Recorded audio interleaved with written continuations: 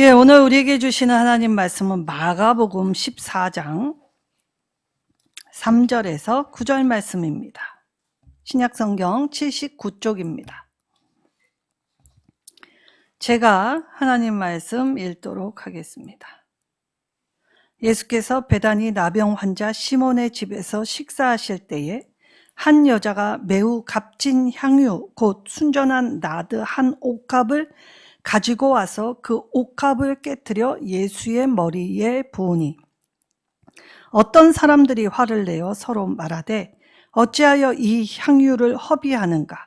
이 향유를 300데나리온 이상에 팔아 가난한 자들에게 줄 수 있었겠도다 하며 그 여자를 책망하는지라.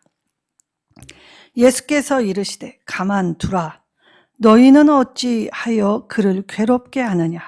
그가 내게 좋은 일을 하였느니라. 가난한 자들은 항상 너희와 함께 있으니 아무 때라도 원하는 대로 도울 수 있거니와 나는 너희와 항상 함께 있지 아니하리라. 그는 힘을 다하여 내 몸에 향유를 부어 내 장례를 미리 준비하였느니라. 내가 진실로 너희에게 이르노니 온 천하에 어디서든지 복음이 전파되는 곳에는 이 여자가 행한 일도 말하여 그를 기억하리라 하시니라. 아멘. 자, 어디서나 기억될 헌신. 자, 우리는 하나님께 기억되고 또 사람들에게 기억되어야 할 존재입니다. 자, 프랑스의 철학자이자 사상가였던 까미는 너희 그리스도인들이 세상 우리에게 보여줘야 하는 것은 그리스도인답게 사는 것이다 라고 이야기하였습니다. 자, 그리고 로마서 8장의 말씀에는 이 세상의 피조물들이 고대하는 바는 하나님의 아들들이 세상에 나타남이라 라고 하였지요. 자, 그러니 오늘 우리가 하나님 앞에서나 사람 앞에서 그래서 이웃 사랑과 하나님 사랑을 잘 균형 있게 조화롭게 행하게 될 때에 우리는 하나님께 기억되고 사람들에게 기억되는 존재가 될 것이라는 것이지요. 자, 행동의 의미를 알 수 없는 제자들은 똑같은 일을 보고 비난하였습니다. 책망하였다라고 하였지요. 그러나 예수님은 그를 기억될 복된 여인이다라고 하셨습니다. 자, 그러면 지난 시간에 가이사라 빌립보에서 있었던 일, 주님을 향한 신앙 고백. 자, 그리고 이 주님의 몸된 교회를 이 땅에 세워 가실 때 이제 예수님은 이적보다는 가르침에 치중하십니다.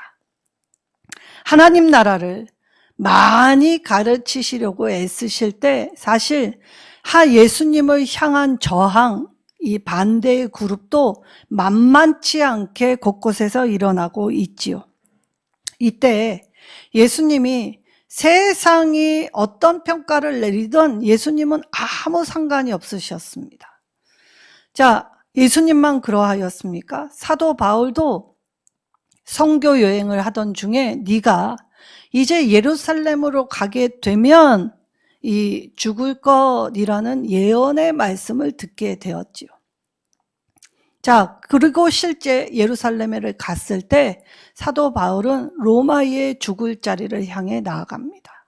자, 그럼 예언 앞날을 마친다라고 할 때 사실 그리스도인들은 앞날에 무슨 일이 일어나든지 상관없는 사람들이 그리스도인들이라는 것이죠. 바울은 죽기로 작정하였습니다. 그렇기 때문에 죽을 자리이든 살 자리이든 구분하지 않습니다.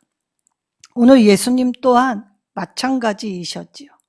자, 예수님이 이때 이 마지막 유월절 기간을 보내기 위해 이제 예루살렘으로 올라가십니다. 근데 이 가이사라 빌립보 사건 이후에 마지막 이 주간을 보내기 위한 예루살렘에 입성 전 예수님은 뭘 하셨겠습니까?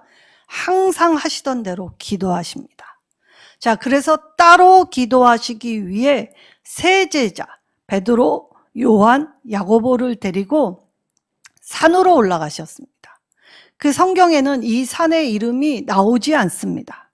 근데 우리는 이 산의 이름을 변화산이라고 말들을 하지요. 그럼 왜 예수님이 올라가신 이 산을 변화산이라고 하였을까라고 한다면, 오늘 이 마태복음 17장 2절에는 예수님의 용모가 변화했기 때문입니다. 예수님의 옷이, 이 얼굴이 해같이 빛나고 옷은 빛과 같이 희어졌더라, 하얘졌더라 라는 기록이 있었기 때문에 이 세 제자와 함께 올라간 이 산을 변화산이라고 사람이 불렀던 것이지요. 자, 그러면 이 예수님의 용모가 변화된 사건은 구약에서 이 출애굽기 이 34장 29절에서 35절의 말씀에 비춰, 자, 모세의 얼굴이 이처럼 빛이 났다라는 것으로 보면, 자, 사람은 사람으로서의 모습에서 이 반짝반짝 빛이 났다라는 모습을 볼 때, 자, 세상 사람들, 이스라엘 백성들은 모세를 두려워하기 시작하였다라고 하였습니다. 자, 그러면 하나님을 직접 친히 보면 사람들은 어떻게 되겠습니까? 죽습니다. 너무 두려워서 심장이 쫄아서 죽게 되죠. 그래서 하나님을 본 자가 없는 것입니다. 하나님을 직접 보면 죽기 때문에. 그래서 베드로가 이 예수님의 모습이 구약의 모세보다 더한 모습이 되었기 때문에 너무 좋았습니다. 이 영적 황홀경, 그래서 너무 좋아서 이 산 내려가고 싶지 않습니다. 여기가 쫓사오니 여기서 초막 셋을 짓고 살고 싶습니다 라고 이야기합니다. 자, 그러나 예수님은 그 산을 내려오시지요. 자, 이때 예수님은 모양만 변모된 것이 아니라 누군가와 대화 중이셨습니다. 자, 이때의 누군가가 누구였냐라고 할 때 모세와 엘리야였다라고 하지요. 자, 그러면 구약 성경에서 모세는 율법의 대표자였습니다. 그리고 엘리야는 누굽니까? 종말론을 말한 위대했던 선지자. 그러니까 율법과 선지자의 대표들을 만났다라는 말은 구약을 대면하고 계시는 중이시다라고 말씀하셨죠. 그럼 예수님이 이 구약과 대면할 때 예수님이 그럼 무슨 내용으로 이들과 이야기를 하셨나라고 할 때 누가복음 9장 30절에서는 장차 예수님께서 예루살렘에서 별세하실 것을 이야기하였다라고 기록해 놓습니다. 이때 헬라어 별세, 죽음의 이 단어가 엑소도스이지요. 자, 엑소도스 무슨 말입니까? 출애굽이라는 뜻입니다. 자, 그러니까 예수님이 이 구약을 대면하시면서 그들과 함께 이 말씀하신 내용은 자신의 죽음을 의미하면서 동시에 그 죽음으로 인해 우리를 구원해 주실 하나님의 위대한 일, 그래서 구원 사역을 이야기하시면서 이제 죄에서 종노릇하고 죽을 수밖에 없는 이 우리를 이 사망에서 건져 구원을 성취케 하시기 위함, 그래서 자신의 죽음, 그 죽음에 깊이 담겨져 있는 의미를 말씀해 주셨다는 것입니다. 그래서 예수님의 별세 엑소도스는 우리에게 새로운 하나님의 통치가 임한다. 하나님 나라가 이루어지는 곳. 자, 그러면 베드로는 여기 예수님의 용모가 변화하고 구약의 대표들을 만나 이 얘기를 할 때 여기 좋다라고 이야기하죠. 그러면 우리는 이 예수님의 나라, 예수님의 통치가 이루어지는 곳, 예수님 계신 곳이 어디냐는 것입니다. 그러니까 영적 특별 체험이 있는 곳이냐, 어느 특별한 기도원, 어느 특별한 은사를 가진 목사가 있는 곳, 그것이 영적 중심지인가? 오늘 말씀하실 때, 자, 그러면 영적 중심지는 따로 있다라고 이야기하면 그 사람은 잘못된 것이지요. 자, 그러면 어디에 있습니까? 예루살렘에 있습니까? 오늘 이 변화산의 사건을 통해 우리에게 이제 영적 중심지 어디일까를 물을 때 예수님이 계신 그곳이 바로 영적 중심지라는 것입니다. 예수님이 가시는 곳, 그러니 예수님의 마음을 들고 예수님과 함께하는 그곳이 바로 우리의 영적 중심지라는 것이죠. 자, 이때 이제 예수님은 이러한 상황 속에서, 자, 유대인들의 지도자는 예수님을 이제 죽이기로 결의하고 계획을 도모하고 있는 쌀벌한 분위기 속에서 마지막 주간 십자가를 지시기 위해 예루살렘으로 올라가십니다. 피하시지 않습니다. 우리는 예수를 믿는다고 하면서 우리에게 오는 고난을 할 수만 있고 될 수만 있으면 피하게 해달라 구하지요. 그러나 예수를 믿는 자들은 피하는 자들이 아니라 그 문제를 대면하는 자들이 되어야 한다는 것입니다. 자, 이때 예루살렘에 도착하시기 전 예루살렘 가까운 곳 베다니에 잠시 들르십니다. 자, 그러면 예수님이 이 베다니에 들어가시게 될 때 베다니라면 대표적인 가정, 어느 가정이 있습니까? 바로 나사로, 마르다, 마리아, 이 형제 자매가 있는 이 가정 들르셨다는 걸 볼 수 있지요. 자, 그럼 베다니 죽은 나사로를 살린 곳이었기 때문에 예수님이 예루살렘 들어가기 전 베다니에 들으실 때, 자, 사람들은 예수님이 들리셨다는 이 소식에 엄청난 환호, 인기가 하늘을 치솟았을 것입니다. 우리가 유추해 봐도 죽은 나사로를 살린 곳에 예수님 다시 오셨다라는 소식을 듣자마자 이들은 정말 예수님 오셨다는 그 소식에 환호했을 건 우리가 알 수 있는 사항 아닙니까?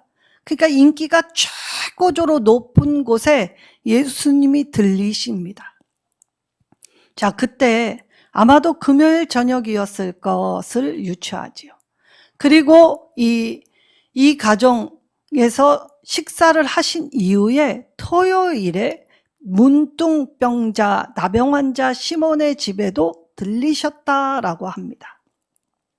이때에 오늘 사건이 벌어지고 있는 것입니다. 자, 그러면 문둥병자, 나병 환자라고 하는 시몬의 집, 사실 부정한 집이지요.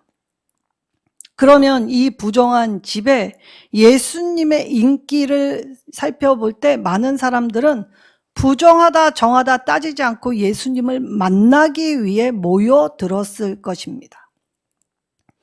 이때 예수님이 이 식사하시러 오시게 될 때에, 자, 마리아가 이 향유옥합을 깨트린 사건이 벌어집니다.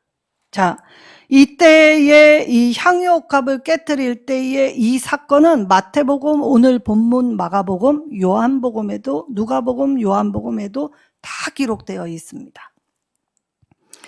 자, 그러면 이 여인이 어떻게 했느냐라고 할 때, 자, 값비싼 나드 한 근이라고 할 때 이 한 근이 얼마만큼이었냐라고 하면 약 300데나리온에 팔아라는 말로 유추해 보면 엄청나게 비쌌다라는 걸 알 수 있죠.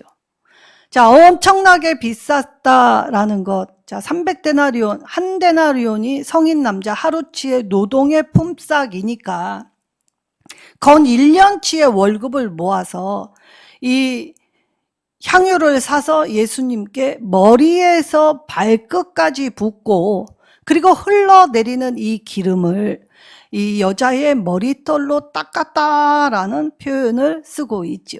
자, 이때 제자들이 붕괴합니다. 세상에 이 비싼 것을. 왜냐? 예수님이 평상시에 가난한 자, 소외된 자, 외로운 자, 힘든 자를 늘 돌보시는 사역을 했기 때문에 어쩌면 제자들의 하는 말이 이게 오히려 합리적으로 느껴질 수밖에 없는 상황이었지요.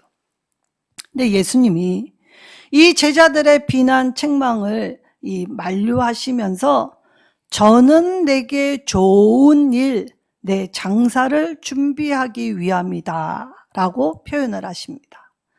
자, 그러면 이 유대 사회에서는 사실 시신 처리할 때 이 향유를 붓지요. 왜냐? 우리나라와 달리 매우 더운 나라이기 때문에 시체가 급속도로 부패합니다. 자, 사람은 부패하면 냄새가 어마어마합니다. 그렇기 때문에 장사 지낼 때에 이 장사 지내는 사람들에게 이 시신의 부패의 냄새를 가리기 위해 종종 이 향유를 시신에 바르는 일들은 흔하디 흔한 일이었습니다. 그러나 살아있는 예수님에게 그것도 이 일정 특정 부위에 쏟은 것이 아니라 이 머리에서 발끝까지 이 많은 분량을 한꺼번에 부었다. 일반적이지 않았다. 그러니까 일반적이지 않으면 사람들은 충격으로 받아들인다는 것입니다.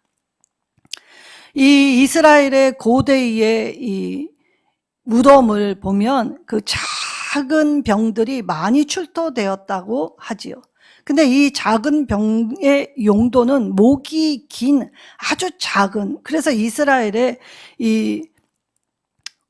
옛날에 있었던 유물 박물관에 보면 요만한 병이 최고 비싼 유물입니다. 그럼 요만한 병들 중에 이 몫이 굉장히 길게 된 작은 병들이 이 무덤에서 많이 출토되었다라는 것을 미뤄볼 때 그럼 이 병의 용도가 궁금하겠죠? 그래서 이 작은 병들의 사용 용도는 딱 두 가지밖에 없습니다. 하나는 눈물병입니다. 이 고대인들은 자신의 눈물을 흘리면 그 눈물병을 눈에다 대고 그 눈물을 받아냈습니다. 이때 이 시편의 말씀 안에서 시 56편에 이 주여 나의 눈물을 주의 병에 담으소서라는 시인의 고백이 있죠. 그래서 이 작은 병, 사실 우리가 흘리는 그 눈물의 양이 많지 않은데 이 작은 병에 그 눈물을 다 담으려면 얼마나 많은 눈물을 흘려야겠습니까? 그러니까 애통하고 애곡하는 그 시간에 하나님 나를 기억해 달라라는 이 고대인들의 생각이 이 눈물병에 담겨 있음을 볼 수 있죠. 그리고 향유를 담는 병이었습니다. 그래서 목이 길었기 때문에 엎들려 이것이 넘어져도 이 향유가 흘러나오는 걸 방지하기 위해 목이 긴 병을 만들었지요. 그래서 향유를 부을 땐 이 병에 목을 부러뜨려서 부었습니다. 자, 그러면 살아있는 예수님, 그런데 어떻게 머리에서 발끝까지 이것이 흘러내렸냐라고 할 때 사실 식탁 문화가 우리와 다르기 때문입니다. 우리는 이 꼿꼿이 앉아서 밥을 먹지만 사실 로마나 이 유대 사회에는 거의 반 누워서 비스듬히 누운 상태로 이 식탁의 시간이 꽤 오랜 시간 동안 먹습니다. 그러니까 우리는 뭐 특별히 한국 사람들 밥 10분에서 20분이면 다 먹어 치우지요. 그런데 이 유대인들은 4시간도 넘게 밥을 먹습니다. 반나절 동안 밥을 먹기도 하죠. 그러니까 비스듬히 누워있는 상태에서 이 여인이 머리부터 부었기 때문에 이 기름이 흘러서 이 발끝까지 내려갔다는 것입니다. 자, 그러니 이 기름을 그러면 왜 부었을까라고 할 때 마리아는 이게 인도의 이 향품이었기 때문에 이 고대 근동에도 구하기 힘든 향유, 그러니까 고가의 비싼 걸 한꺼번에 이것을 가질 수 있는 유복한 가정 결코 아니라는 걸 볼 수 있지요. 우리가 다른 복음서와 유추해 보면 이 가정 그렇게 부유한 가정이었다라고 볼 수 없습니다. 근데 마리아가 예수님을 만나서 예수님께 받은 은혜를 떠올릴 때에 이 은혜를 어떻게 갚을까라고 생각하면서 아주 정성을 담아 모은 그 재산을 가지고 이 옥합을 사서 이 값비싼 향유를 부을 때 마리아는 온통 마음에 예수님으로 가득 차 있었습니다. 왜냐? 자신의 질고 자신의 어려움. 그래서 복음서를 보면 마리아는 7 귀신 들렸던 여인. 자, 그러니까 이 사회에서 하층민 중에 정신병 걸리면 어떻게 됩니까? 사람인데 사람으로 여겨지지 않지요. 근데 자기가 최하에서 사람 대우도 받지 못하는 아주 비루하고 남루한 인생이었는데 고침을 받고 이처럼 가정으로 돌아와 자기가 사회의 일원으로 받아들이게 될 수 있는 회복을 주신 분이었기 때문에 예수님을 향한 내 사랑의 최고의 헌신의 표로 이것을 준비하게 되었지요. 자, 그럴 때 예수님은 이 마리아의 행위가 자신의 죽음과 연관해서 장사하기 위함이었다. 장사 지냄을 예비하기 위함이었다. 라고 말씀하십니다. 자, 가룟 유다가, 이때의 가룟 유다는 이 제자 공동체의 동계를 맡은 자였다고 말을 하지요. 자, 어떤 복음서에서는 이 가룟 유다를 굉장히 부정적으로, 그래서 욕심 많고 사특한 생각을 가진 자라고 하지만 사실 공동체에서 재정 누가 봅니까? 제일 헌신한 자, 열심히 있는 자, 그리고 그 재정을 통해서 그 공동체의 살림을 하기 위한 일이기 때문에 탁월한, 특출난 사람들이 보통 재정을 맡게 되어 있습니다. 그러니까 유다도 굉장히 탁월하고 특출한 제자였음은 분명했지요. 자, 그러면 가룟 유다가 이것을 돈으로 환산했다 할 정도로 머리 회전이 굉장히 빠른 사람이었습니다. 창세기 3장 1절에 하나님이 지으신 들짐승 중에 뱀이 가장 어떻게 됐다고요? 강교하였다라고 합니다. 이때의 히브리어 아룸은 사실 강교하다, 약삭 빠르다, 교활하다 이런 뜻만 있는 것이 아닙니다. 신중하다, 영리하다, 그리고 이것이 지혜롭게 쓰임 받을 때에도 똑같이 아룸을 씁니다. 자, 그런데 왜 간교라는 말을 했냐? 자, 하나님이 지으신 들짐승 중에 가장 영리했던 존재가 그 하나님이 주신 영리를 가지고 자기의 이익, 자기의 욕망, 이루는 일에 매진하게 될 때 그건 매우 위험한 일이 될 수 있다는 것을 그 강교에 쓰게 하셨죠.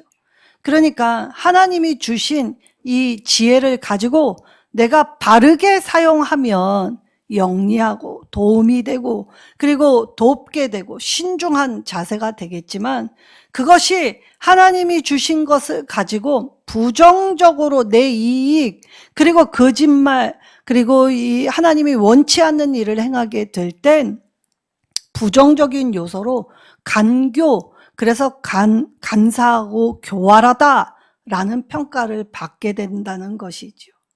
자, 그러니까 오늘 하나님이 우리에게 각자에게 주신 특성들은 누구나 다 있다는 것입니다. 그럴 때에 가룟 유다는 이것이 환산이 될 정도로 계산이 빠른 머리를 가지고 있었기 때문에 재정을 맡고 있었죠. 근데 가룟 유다가 그러면 예수님의 공동체 안에서 늘 삐딱선을 타고 그래서 예수님을 이 유대의 지도자들에게 은 30을 받고 팔았냐라고 하면 결코 그렇지 않습니다. 가룟 유다는 돈의 욕심이 많아서 예수님을 이 유다의 종교 지도자에게 판 것이 결코 아니라는 걸 알 수 있지요. 왜냐? 자, 예수님을 돈 받고 팔았다면 그 돈으로 썼어야 마땅하지만 다시 돌려주었다라는 본문이 있지요. 그러니까 돈이 목적이 아니었다라는 걸 알 수 있습니다. 그러면 왜 가룟 유다가 예수님을 팔았나라고 할 때, 자, 예수님이 자기 의지로 움직이시지 않는 것입니다. 내 생각에는 이때에 예수님이 움직여줘야 되는데 자기 생각대로 예수님이 움직이지 않자 그러면 상황으로 쪼개 만들어 보자라고 하였던 것이죠. 자, 가룟 유다는 원래 열심당원이었습니다. 열심당원, 그때에는 국가의 독립을 위해 무력 투쟁으로라도 쟁취하자라고 했던 사람들이 열심당이었지요. 그래서 열심당원들은 이 나라를 살리는 일에 이 사람을 죽이는 일 아무렇지도 않게 행했던 사람입니다. 자, 그러니까 한쪽으로 치우친 시선, 그것을 사회적 편향성의 시선이라고 말을 하죠. 사회적 편향성의 시선을 가지고 이 예수님이 자기 뜻대로 움직이지 않으니까 이때의 이 힘든 상황으로 모르면 예수님이 결국 움직이실 것이라고 생각했기 때문에 이 예수님을 파는 행위를 했던 것이죠. 자, 근데 배반의 결과가 어떻게 됐습니까? 자기의 생각대로 예수님은 움직이시지도 않았지만 이 배반의 결과는 수습이 불가하였습니다. 그래서 어떻게 되었지요? 스스로 생을 마감하는 것으로, 수습이 불가하니까 스스로 생을 마감하는 자살로 자기의 이 수습 불가를 자기가 해결하려고 했다는 것입니다. 자, 그러니까 극단적 방법으로 하나님께 맡기지 않고 여전히 자기 생각으로 일했다 망한 자가 가룟 유다였다는 것을 알 수 있지요. 그래서 가룟 유다의 이 소리 높임을 제자들이 동조하게 될 때 이 여자를 비난하게 되었던 것입니다. 자, 그럼 마가복음 14장 오늘 8절의 말씀에는 그는 힘을 다하여 내 몸에 향유를 부어 내 장례를 미리 준비하였느니라 라고 말씀하시죠. 자, 신명기 6장 8절의 쉐마의 말씀은 이스라엘아 들으라, 너희 하나님 여호와는 한 분 유일하신 하나님이시니 그 하나님을 사랑하는 방법 어떻게 하라 했죠? 힘을 다하고 이 뜻을 다하고. 그래서 우리가 정말 하나님을 섬기게 될 때에 하다가 안 되면 에이 나는 할 만큼 했는데 라는 건 다함이 아니죠. 다라는 말은 결과는 주님께 맡기고 오늘 내가 할 수 있는 최선, 작은 일이라도 애써보며 노력하는 일이 바로 다함입니다. 그래서 세상에서 다함 없는 사랑을 보여주시는 것이 부모 사랑이죠.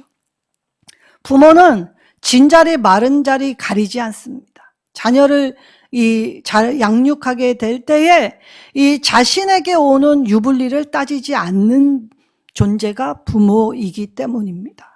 자, 그러니까 오늘 마리아가 힘을 다하였다라는 말은 하나님을 사랑하였다라는 인정이었다는 것입니다. 그때 자, 하나님을 힘을 다하여 사랑하는 일에 자, 생각으로만 입술로만 한 것이 아니라 부었다, 행동했다. 그러니까 생각과 행동이 일치된 그리스도인이었다는 걸 알 수 있죠. 그리고 요한복음 12장 7절에는 그를 가만두어 나의 장래할 나를 위하여 그것을 간직하게 하라라고 말씀하셨습니다. 자, 그러니 예수님은 이제 자신의 죽음, 엑소도스가 임박하였음을 공개적으로 제자와 그리고 거기 모여있는 백성 모두에게 이제 공개적으로 드러내 말씀하고 계십니다. 그 전까지는 제자들에게만 알리셨지요. 그리고 아직 때가 아니었으니까 아무에게도 말하지 말라라고 하셨다가 이제 공개적으로 다 알아들을 수 있게 이제 주님은 십자가를 지실 때가 왔다라는 걸 드러내십니다. 자, 당시 이때에 예수님이 늘 강조했던 것이 무엇입니까? 소외된 자, 가난한 자. 예수님은 항상 이들을 강조하셨습니다. 자, 그러니까 수평적인 일. 이 가난한 자는 세계의 역사가 계속되는 한 계속 있게 될 것입니다. 왜냐? 이것이 인간의 탐욕이 만들어낸 결과이지요. 사람은 나누는 일이 쉽지 않은 존재라는 걸 알 수 있습니다. 그래서 예수님은 사실 이 막달라 마리아의 향유 부은 사건 이전에도 자, 소외되고 가난한 자들을 향해 이적을 하나 베푸십니다. 작은 자, 이 소자에게 행한 것이 곧 나에게 행한 것이라고 말씀하셨죠. 그러니까 이 소자에게 작은 자, 사람들의 사랑이 필요한 모든 사람은 늘 우리 주변에 늘 있다는 것입니다. 자, 그럴 때 우리가 교회 안에서 구제와 복음의 균형을 맞추지 않으면 복음 없는 구제는 빈 껍데기 신앙임을 오늘 이 본문에서 우리에게 말씀해 주시는 것입니다. 자, 복음은 하나님 나라의 진리, 그러니까 진리가 자유케 하는, 그래서 자유로우면 그 공동체 안에는 기쁨이 넘치고 감사가 넘치고 찬양이 넘치게 될 수밖에 없지요. 그런데 우리가 그래서 넘치는 이 은혜를 가지고 구제, 자, 작은 예수라고 하지만 사실 이 가난한 자, 소외된 자, 병든 자와 예수님을 동일시하면 안 됩니다. 왠지 아십니까? 예수님은 항상 그들을 도우시지만 그들이 예수님은 아니지 않습니까? 그러니까 이 경계를 명확하게 해야 합니다. 자, 선도, 사실 세상 사람들도 이 구제하는 일에 열심히 있는 사람들 참 많습니다. 그런데 우리가 중요하게 여겨야 할 일, 오늘 이 작은 사건 통해서 교회가 반드시 해야 할 일은 바로 하나님 사랑, 이 복음 위에 세워서 이 기준을 가지는 것 중요하죠. 이 기준을 가지고 구제하는 것도 중요합니다. 무엇이 더 중요한 것이라 볼 수는 없지만 구제의 기반은 복음에서 시작되어야 한다는 것입니다. 그러니까 더 선행돼야 되고 더 중요하고 더 본질적인 것, 우선이 되는 것은 복음이라는 것이죠. 그러면 우리가 복음 없는 선행, 왜 껍데기에 불과한다라고 하냐? 자, 우리는 뭐가 뭐뭐보다 더하다라는 비교급의 의식으로 이 땅을 살아갑니다. 근데 하나님은 오늘 둘 다 중요하다라고 말씀하시죠. 그래서 신앙은, 복음은 균형이 필요합니다. 수직, 하나님과의 관계에서도, 이웃과의 관계에서도. 그래서 수직, 수평. 하나님과의 관계와 수평, 이웃의 관계, 그것이 십자가이기 때문이죠. 그래서 주님은 오늘 우리에게 이 십자가의 사랑을 이야기할 때 뭐보다 더 우선적이고 중요하다라고 강조하는 것은 어리석은 일이다. 둘 다 중요하다. 그리고 둘의 균형이 필요하다라고 말씀하셨던 것입니다. 자, 그러면 가난한 자 구제하는 좋은 일 중요하지요. 그런데 예수님께 이 향유를 부은 일도 중요하다라고 말씀하십니다. 그러니까 교회는 이 두 가지를 동시에 해야 함을 말씀해 주셨던 것입니다. 이웃사랑, 구제, 그리고 하나님께 죽게 하는 헌신, 이 하나님 사랑, 이것이 다 다른 영역에서의 사랑이라는 것이지요. 주님의 장사 준비도 가난한 자를 구제하는 것 이상으로 중요한 일이다라는 걸 가르쳐 주셨다는 것입니다. 자, 그러면 오늘 마리아의 행동, 이 여인이 행한 행동을 말하여. 자, 그러면 이 여인의 행동 안에는 무엇이 담겨 있습니까? 마리아는 예수님을 만나 사랑하는 것이 무엇인지를 알았습니다. 그리고 자아를 포기하기 시작하지요.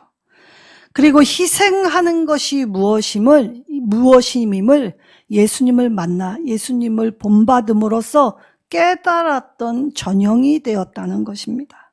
자, 그러면 예수님의 십자가 잘 반영하는 것이 바로 이 여인의 헌신이었다는 것을 우리가 기억할 때 복음과 더불어 전파될 가치 있는 일이다라는 걸 예수님이 오늘 이 여인의 헌신을 통해서 저와 여러분에게도 말씀하여 주셨던 것입니다.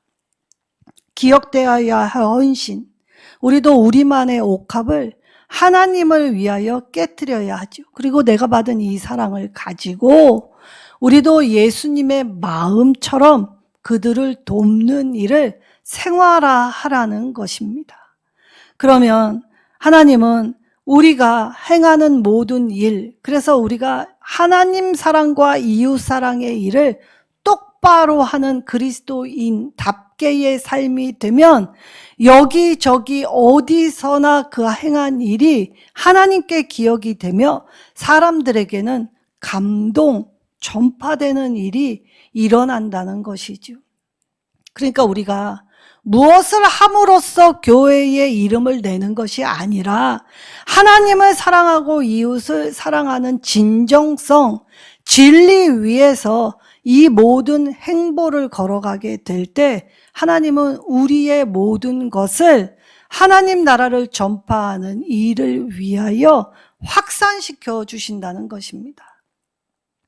자, 오늘 이 마리아가 행한 일처럼 우리도 말씀 위에 서서 기도함으로써 예수님과 함께 동행할 때 예수님의 마음 본받아 우리도 그들과 함께 할 때 내 상황의 유불리를 따지지 않고 내게 이것을 맡기신 하나님의 은혜를 떠올려 이 기쁨에 참여하는 일, 그것이 십자가의 고난을 우리의 마음, 우리의 어깨에 짊어짐으로써 주시는 영광에 참여하는 일입니다. 십자가의 고난 없이 영광은 거저 주어지지 않습니다. 자, 그러니 우리가 우리의 십자가 무겁고 힘겹다고 불평할 게 아니라 기쁘게 짊어지고 예수를 따르는 제자가 되면 주님께서 이 놀라운 사랑과 은혜를 가지고 살아가게 될 때 전파, 기억되게 하신다라고 하시죠. 하나님께 기억되고 세상에 기억되는 참된 그리스도인으로서 올곧게 올바르게, 그래서 참된 헌신으로 하나님을 기쁘시게 사람을 이롭게 하시는 저와 여러분이 되시기를 예수님의 이름으로 축원합니다. 오늘 이 말씀 떠올리며 말씀 붙잡고 우리 결단하며 주여 한번 부르짖고 기도하겠습니다.